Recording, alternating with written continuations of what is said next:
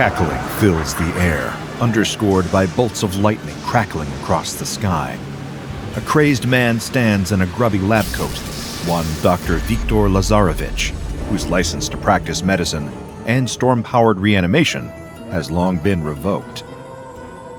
The mad scientist is surrounded by bubbling containers, beakers, and flasks overflowing with smoking chemicals strewn around the room.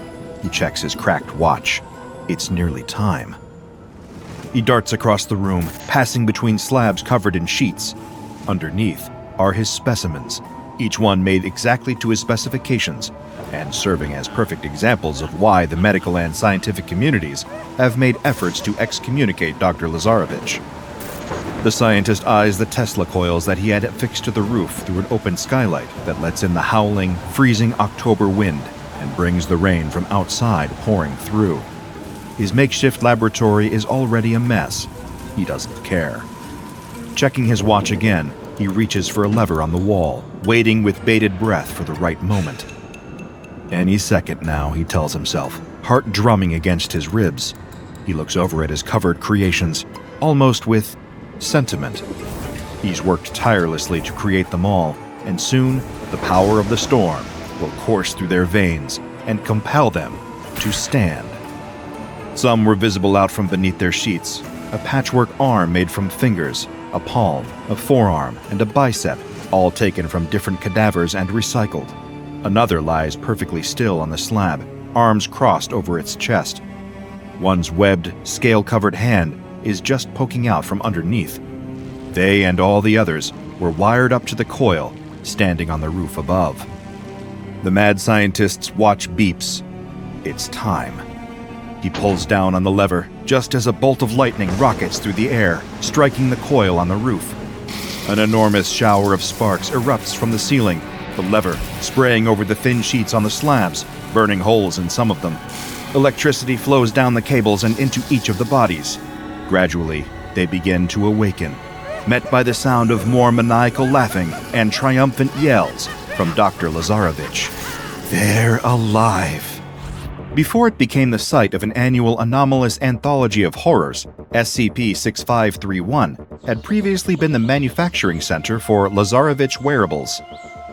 Investigations into this company by the SCP Foundation yielded little in the way of actionable intelligence. All that could be learned about Lasarevitsch Wearables was that they used to be a small-scale clothing distributor, their specialty being Halloween costumes and masks, as well as horror-themed streetwear and everyday clothing. Very few business records from Lasarevitsch Wearables still exist. After falling victim to bankruptcy in December of 1996, any information about the company, its operations, and distributors all seems to have been thoroughly and mysteriously expunged. Efforts are still being made to track down and interview any former employees of the costume-making company to determine if any of them were aware of any connection between Lasarevitsch Wearables and various known anomalous groups of interest. However, there also exist no records of any employees who might have worked at the manufacturing center. Similarly, no costume stores, either smaller local businesses or larger national chains, have ever reported to have sold costumes or clothing made by Lasarevitsch Wearables, neither as seasonal items nor all year round. The only thing the Foundation has been able to ascertain is that Lasarevitsch Wearables fell into bankruptcy approximately 10 months before the first anomalous incident recorded there took place. Still, that knowledge does little to explain exactly why these incursions manifest there every year at roughly the same time on the same day, October 31st, Halloween. One leading theory among Foundation researchers is that these anomalous incursions were triggered in the wake of Lasarevitsch Wearables' bankruptcy as part of some attempt by Lasarevitch's owners to continue the company's legacy. Alternative explanations have ranged from the company's Halloween costumes being anomalously possessed or haunted, now acting as vessels for demonic entities, deceased spirits, or some otherworldly force. All the Foundation knows for certain is that after sundown, every October 31st since 1997, SCP-6531 has been the site of an anomalous incident involving multiple entities designated as SCP-6531-1. These entities can vary drastically in terms of their abilities and appearance, but seem to be restricted to only resembling the Halloween costumes formerly created and sold by Lasarevitsch Wearables. One year, they might appear as vampires. The following year could see a group of zombies emerging from SCP-6531. Werewolves, ghosts, and multiple instances of typical depictions of Frankenstein's monster have also been documented. Of the few scraps of information regarding Lasarevitsch Wearables that the Foundation has been able to recover, they have been able to obtain a complete catalog of the costume company's inventory to better prepare engagement countermeasures and containment procedures for each year's manifestation. All recorded incidents, as well as details of effective countermeasures, are available upon request to all Foundation personnel assigned to SCP-6531. The group of SCP-6531-1 entities that manifest at Halloween can total a maximum of 100 identical costume creatures. They will never emerge later than midnight and will immediately dematerialize once dawn arrives on November 1st. Whether this is caused by an aversion to sunlight or some other anomalous factor that temporarily binds their existence to the night of Halloween is still unknown. These emergences can occur at any time between sundown and sunrise from any of the 3 entrances to SCP-6531. There is also no other known limitation to the amount of emergences that can occur each Halloween. Some years have passed with only a single group of SCP-6531 entities manifesting. Other years have been considerably more challenging for on-site personnel overseeing containment efforts.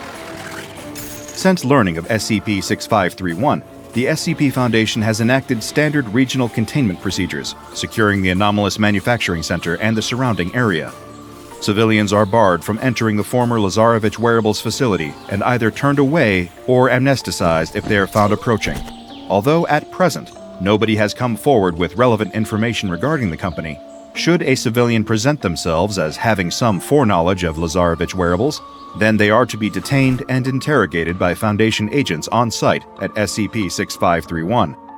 Every Halloween, Mobile Task Force ETA-13, also known under the codename of the Horror Hosts, has been tasked with responding to the annual manifestation events.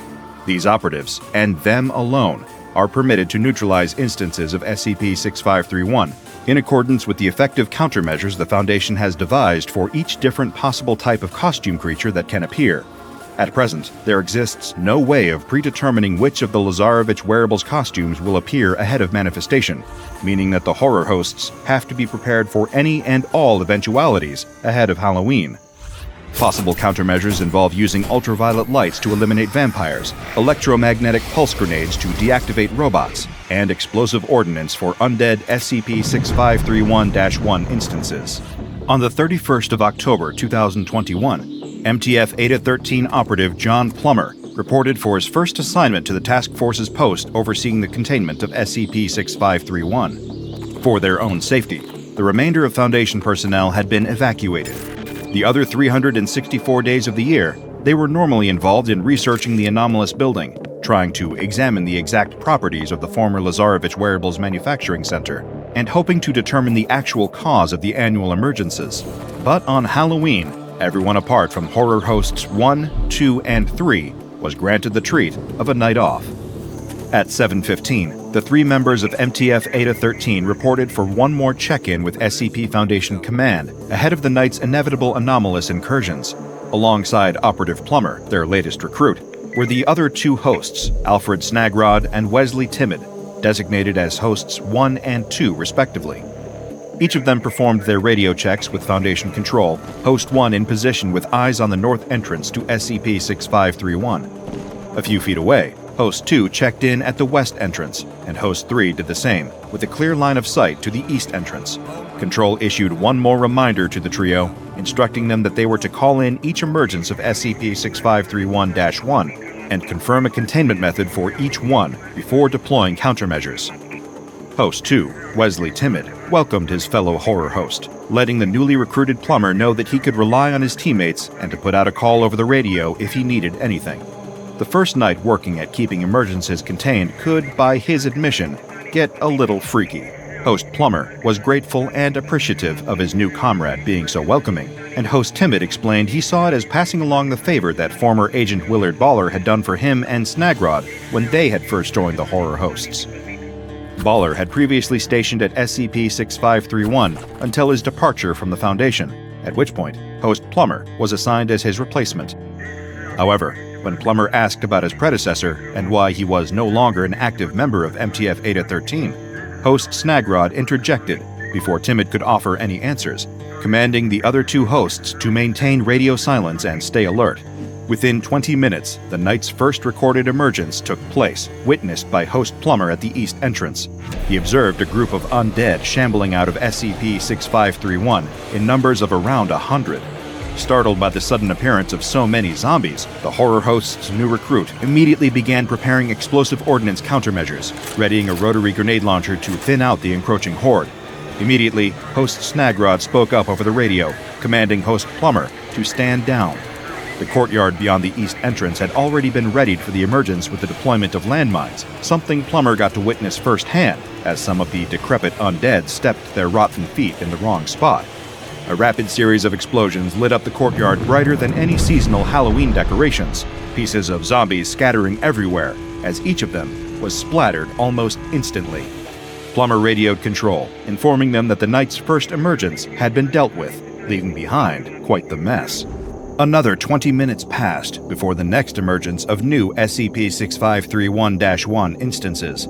This time, host Snagrod, at the north entrance of the manufacturing center, observed a trio of figures dressed in historical period clothing. It was clear that they were a group of European vampires, meaning Snagrod had only a few moments to act. Given their abilities to turn into bats or travel at speeds nearly imperceptible to the human eye, if these vampires weren't neutralized quickly, they'd be free to wreak havoc, no doubt attacking civilians and draining them of their blood. Fortunately, host Snagrod had enough prior experience of manifestations like this and had just the countermeasure prepared. Birdseed. Radioing Foundation Control to confirm his plan, they gave him the command to engage, and the MTF operative hurled open bags of birdseed in the vampire's direction, causing it to scatter in all directions. Much to host Plummer's confusion, this seemed to stop the three vampires in their tracks as they became fixated on the seeds strewn over the ground before them. But they were trapped, standing still long enough for host Snagrod to activate a series of ultraviolet lights. As the lamps came on, the vampires screamed vulgarities in Romanian before exploding, making soft popping sounds as they were immolated. Still baffled by the strategy, Plummer asked what the birdseed had been for. Snagrod, being slightly more forthcoming when it came to sharing containment tactics, explained that European mythology describes vampires as having a form of erythmomania. This is often an expression of obsessive-compulsive disorder, wherein individuals feel a strong compulsion to count their actions or any objects within their immediate surroundings. Using birdseed, Snagrod successfully used this counting compulsion to force the vampires to stay in one place while counting every seed. 13 minutes past 8, just short of 20 minutes after the previous incident, another emergence began. This time, approximately 24 skeletons began striding out of the east entrance, some of them armed with swords and axes. Once again, host Plummer braced himself for a direct fight against the undead. But before he could engage, Snagrod intervened once more, telling him to stand down. No sooner had he said this did Plummer see why. The moment that the oncoming skeleton army stepped outside of the boundary of SCP-6531, they all fell apart. Host Timid chimed in and pointed out that these bony creatures had no muscles, tendons, or any of the other bodily material that keeps bones together, meaning there was nothing for the horror hosts to do but let them disassemble. Plummer noticed that the various skulls now strewn about the courtyard were vibrating, their teeth still chattering. Timid was quick to assure him that they would likely shut up after about half an hour, although it did little to make it seem less messed up. Only 11 minutes later, host Timid witnessed the first emergence from his post of the night. Out of the west entrance, a group of 3 robots were marching into view, moving slowly, but each armed with hefty, futuristic-looking weaponry. Snagrod asked if they were sporting any visible shielding, but Timid replied, saying they looked to be old-school retro robots. He told Control he was readying an electromagnetic pulse grenade to take the 3 anomalous automatons out, but then stopped, claiming he wanted to try an alternative. He leaped out in front of the 3 robots and yelled at them, "This statement is a lie!" Immediately, the robots opened fire, prompting Control to ask Timid to report his status. All 3 of the robots had completely missed him. He already knew that, given that they were older models, their shots weren't being aided by any guidance system. The safest spot for him to stand was directly in front of their guns. Over the radio, Snagrod urged Timid trying to state a logical paradox in order to confuse the robots was pointless, and instructed him to just arm and launch the EMP grenade. Laughing, clearly not taking much of this seriously, Timid tried again, and asked the robots the confusing question of, does the set of all sets that don't contain themselves contain itself? Not waiting to see how the three machines reacted, host Snagrod invoked what he referred to as the Baller Clause. Despite protesting that the robots probably wouldn't hit him, Timid eventually did as instructed and launched the grenade, instantly deactivating all three of the robotic SCP-6531-1 instances. Plummer chimed in to ask about the aforementioned clause, and Snagrod explained. Since the horror hosts had been assigned to SCP-6531 for quite some time, they were afforded considerable leeway by Foundation control when it came to addressing each of the costume creatures' emergences. If at any point, one of the trio felt another of their teammates was being reckless, jeopardizing the mission or their own safety, then they could invoke the Baller Clause, which Plummer was quick to notice seemed to be named after his suspiciously retired predecessor, Willard Baller. The next emergence didn't occur until just over an hour later, at 9:29. Once again, Plummer was on the receiving side of a group of SCP-6531-1 instances, all of them scaled humanoids with fins. Yet again, he was ready to enact countermeasures and told to stand by, with Timid even remarking that host Plummer seemed to have beginner's luck. The moment that the half-fish creatures emerged from the building, they dropped and began flopping around on the ground, rendered harmless thanks to asphyxiation, since none of them were underwater. Plummer was still unsettled by having to watch the fishy humanoids' bodies flop around, slowly dying. Compared to the skulls, this seemed to be much worse. A full hour and a half passed before Plummer witnessed his next emergence, sighting 6 people brandishing various dangerous melee weapons, ranging from knives and axes to chainsaws. According to Snagrod, these were slashers and could be dealt with by using standard ammunition. However, when Plummer opened fire, the 6 approaching slashers seemed to keep coming. Timid pointed out that these were likely sequel slashers, making them slightly more robust. Upping the countermeasures to explosives, Plummer armed a single grenade and hurled it towards the slashers. All of them were caught in the blast, rendering them neutralized. As Plummer declared the emergence contained, Timid pointed out to not take his eyes off the bodies, as in slasher movies, not seeing the body could mean that the slasher survived. Judging by the disconnected heads and limbs left in the area, Plummer told him it was safe to withdraw that particular concern. 10 minutes later, at 11:15, the next emergence occurred. A group of ectoplasmic entities emerged from SCP-6531's west entrance. These were, as Timid observed, the goopy kind of ghosts. Radioing control for assistance, he asked if the Spanglers had been properly checked. Still learning the lingo on the job, host Plummer asked what Timid was referring to by Spanglers. This was the nickname given to a series of large vacuum devices set up around each entrance by Foundation technicians, specially designed to capture ephemeral entities. Upon activating, within minutes, there were no ghosts left, the latest of the night's emergences having been successfully contained. The next came almost half an hour later, as 3 hairy humanoid entities in ripped clothing emerged. Plummer readied himself to engage using incendiary rounds, only for Snagrod to tell him that there was no need. Timid pointed out that the ground in front of the werewolves was covered in a veritable meat buffet, thanks to the leftover slasher and fishman remains. Normally, the arrival of werewolves this late on Halloween meant that all the creatures would want to do was eat, and would likely fall asleep shortly after, until the sunrise caused them to dematerialize. Although they could be disposed of easily, the werewolves posed no threat, but could be interesting to observe. Doing so was even something of a tradition among the horror hosts that Baller had started. As Plummer watched the group of werewolves, he noticed one picking up the discarded bones from the skeletons and throwing it for another to chase after. With the werewolves eventually falling asleep, and no further signs of any anomalous activity, the annual emergences at SCP-6531 had come to a close. Control dispatched cleanup and auxiliary containment crews to the site to take care of the mess left behind, while a transport was sent to pick up the 3 members of the horror hosts. Timid suggested the 3 of them enjoy a nightcap of pumpkin vodka back at base, and while he was happy to join, Plummer felt the need to ask a question that had been bothering him. It was about Baller, former host 3 of MTF Eta-13.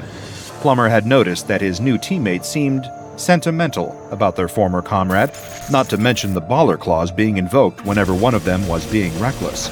Although Plummer had made it through his first Halloween at SCP-6531, he'd been concerned that his predecessor had died at this post. But both Timid and Snagrod explained that they were only sentimental about Baller because they liked him so much. He'd been a good friend to them. He'd only left the Foundation after receiving a publishing deal for a series of horror novels. Relieved that this job wasn't likely to cost him his life, Plummer then asked why the Baller clause was named after him. Barely holding back laughter, Timid explained that a few years prior, Baller had attempted to train one of the werewolves that had emerged from SCP-6531. This had led to an embarrassing encounter between Baller and a 6-foot-tall wolf creature being caught on security cameras. Fortunately, Timid pointed out, not everything involving the SCP Foundation resulted in blood and pain. Occasionally, they could be nicer than expected, with personnel able to do their jobs and go home safely, living their lives without the risk of being killed by anomalies. With that, the 3 Foundation operatives headed off together to enjoy what was left of their Halloween. Check out the DrBob Patreon and become a junior researcher today. Now go and watch another entry from the files of DrBob, like SCP-6096, Blanket Ghost.